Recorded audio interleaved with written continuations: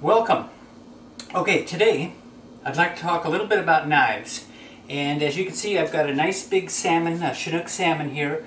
This salmon was caught by Sheila, and we're getting ready to process it. And I've got some different knives.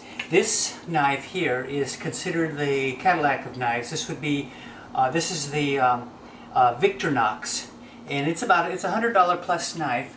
It keeps a good edge. It's 12-inch. This knife here, I picked up at Fisherman's. They're carrying these. It's called the Sea Striker, and it's really a knockoff on the Bubba Blade. The Bubba Blade is considered to be a top-notch knife. I've never used one, but this knife is priced about half of a Bubba Blade. I'm not really sure. I've used it a couple times, but I'm not really sure as of yet how it works. These are a couple of the cheaper knives.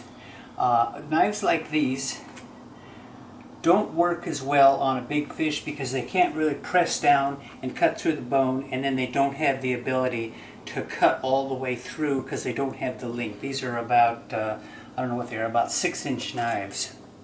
So, we'll start with the Sea Striker. Now, this fish was caught by Sheila, and Sheila's filming this, and so I'm just going to do a cut right across here just to start. Now, one of the things I do on these knives is you put a good edge on them with a good sharpener, like the Work Smart sharpener, the one with the belt. And then after you get that on, you only have to do that about once a year. And then after you get that on, you can hone it. You can hone it with one of these, and what that does is just enhance the edge. Or for years I've used these,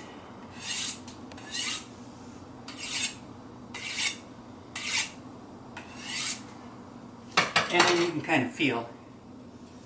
Doesn't feel particularly sharp, but we'll see how it does. So there's the cut. That went through real nice. Now, what I'm going to do, and I've showed this on previous videos, is I like to cut off all the fat.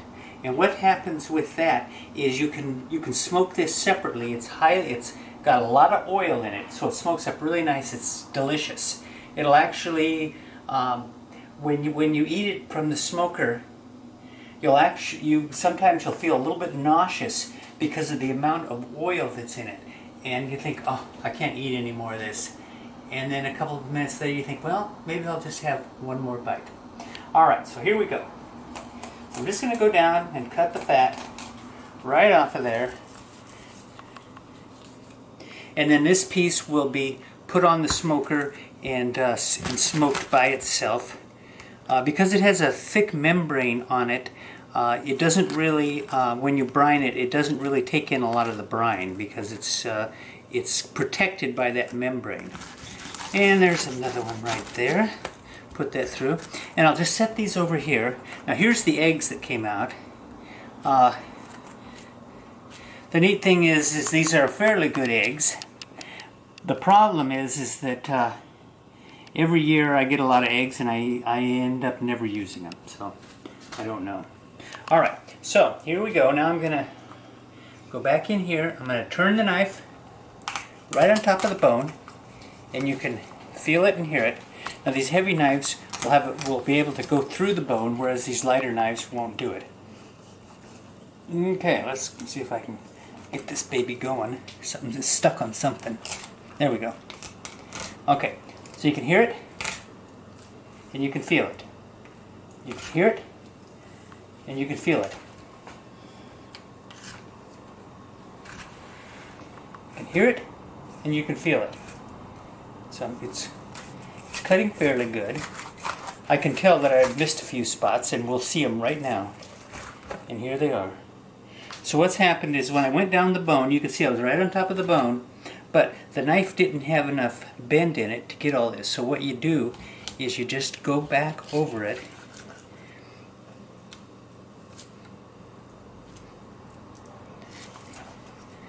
And look at that. It's taking it right off. Now, if I was a Japanese chef, I'd make sushi out of this, but I'm not. I'm not a Japanese chef. So this will just go on the smoker. It'll I'll do another video on how to load your smoker, but on these thin pieces you put them toward the top because they'll cook faster because they're thinner. And then your big heavy pieces you put on the bottom, closer to the heat. And let's do another one. Oh yeah, look at all that. Put that right over there. And here's one right here.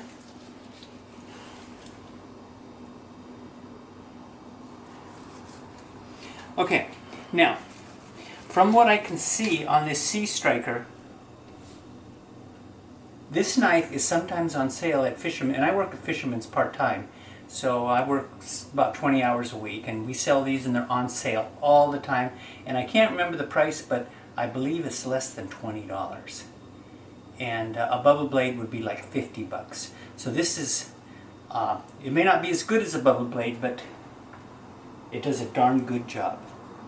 Alright, so now what I'm going to do is I'm going to set this aside. I'm going to set this, let me just hold this up so you can see how it turned out. Big piece, it turned out really good. Really good.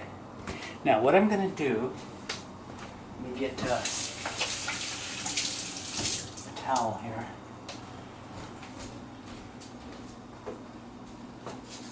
So now what I'm going to do is I'm going to use the Victorinox. It's a heavier knife, 12 inches. Alright, so we're going through, and this feels like it's cutting really well. So let's take a look. Oh, and it did such an excellent job. Look at this. That really did good. Really did good. And get a few extra pieces there.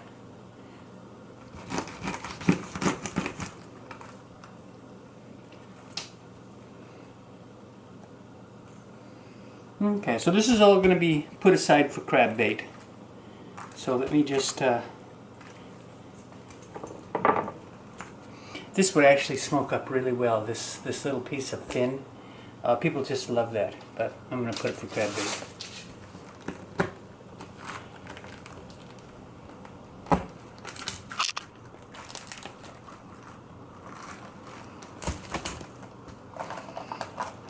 Alright, so now what I'm going to do is I'm going to cut this. Stand back. Okay, so what I'm going to do is I'm going to cut these pieces into slices for the smoker and then some slices for the barbecue. This is our crab bait here. And we'll just pop that in the freezer. And get that back a little bit, Sheila. I pointed at what we're doing here. So I'm going to set this aside to go into the freezer. And now I'll go ahead and cut a couple of these. Sheila and I worked on this earlier where you cut out these bones. You get a lot of meat with them, but what the heck, you know, just happens. And there we go. And the rest I'll leave, and just who's ever eating the piece of smoked fish, beware. There could be bones.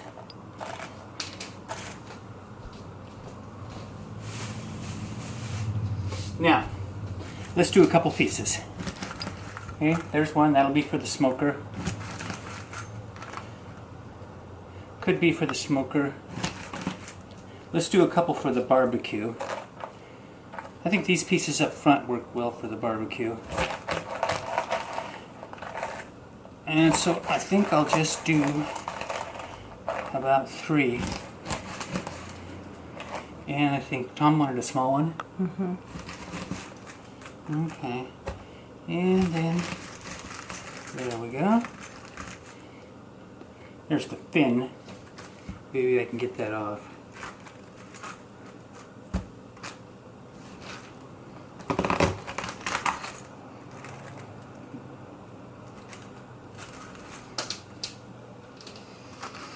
Okay, that's a pretty big piece. Alright, so there we go. Now, the next video we're going to do is going to be brining this and then smoking it. I get a lot of people asking me, how do you smoke this? What's your secret? There is no secret. It's so simple. When I show you, you're going to go, oh, hey, there's no secret at all. Anybody could do that. So we'll probably do that tomorrow or the next day. I usually like to let these brine for about 48 hours. So I'll do a quick short video of just the brining process. And it'll be brining for 48 hours. So I'm going to just start the brining process now, and then I'll pick up the video in 48 hours when we put them in the smoker. So what I do is I just use brown sugar. Generally I'll use dark brown sugar. Neither of these are dark, but I don't really think it matters at all. Purposely I don't measure. Purposely I don't measure just because who needs to measure, right? You can do it without measuring. You just eyeball it. So you put in a little bit of brown sugar, and I'm going to add a little bit more.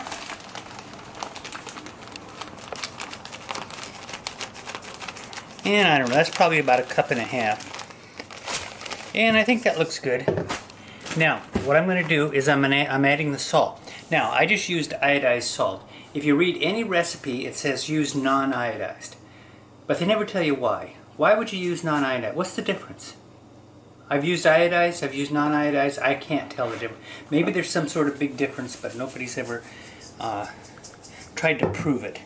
So, you pour it in, you just let it, you just eyeball it. That looks good enough. Alright, so now what I'm going to do is I'm going to mix it, but I'm going to mix it with a little bit of warm water, just a tiny bit, because it mixes better with warm water, but you want the water cold. So, let's go over here, and I'm going to put the sprayer on. So what that does is tips it a little bit, makes it fly all over the place. So anyway, that's good enough, and now I'm going to mix it with the warm water. Mixes up real good, real easy. Now add the cold water.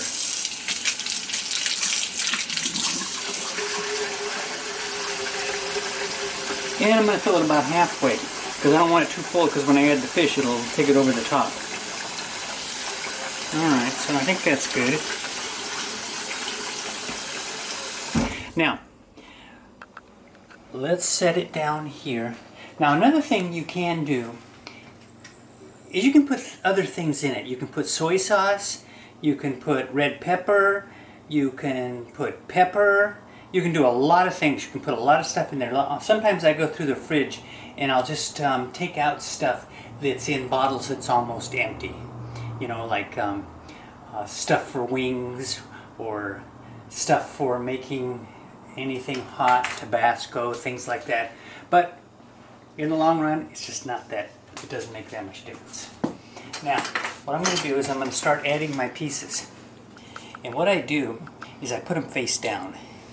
And when I do this, I kind of go along the bottom and I'm scraping up that salt and sugar that's just sitting there. So I'm putting them face down, sliding them along, sliding them along, sliding them along. Now, as you know, as you saw, everything's eyeballed. I eyeballed the amount of water, so I could very well end up going over the top. I don't think well, pretty close, but it's not on a flat surface. And I'm going to do 2 of these, so I don't have to get them all in here.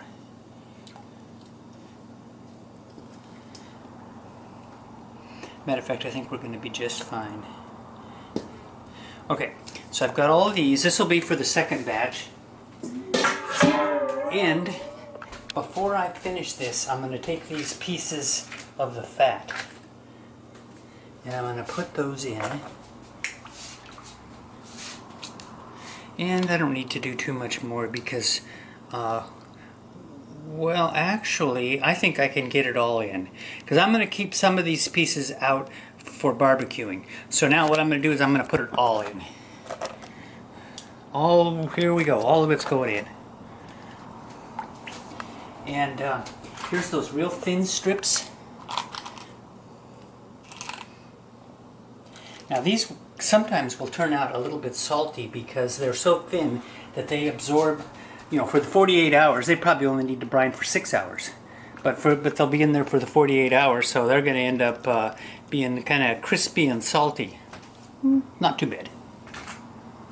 Okay, put these little end pieces in, and let's see. I think this is going to be. Go ahead and pan over there. I think that's going to be enough left for barbecuing. I don't want to do too many for barbecuing because I enjoy it smoked so much better. All right, so what I'm going to do is I'm going to put some cellophane wrap over the top of this, and then I'll put it in the fridge, and we'll take it out in a couple of days, and we'll proceed from there. So we'll see you in a bit.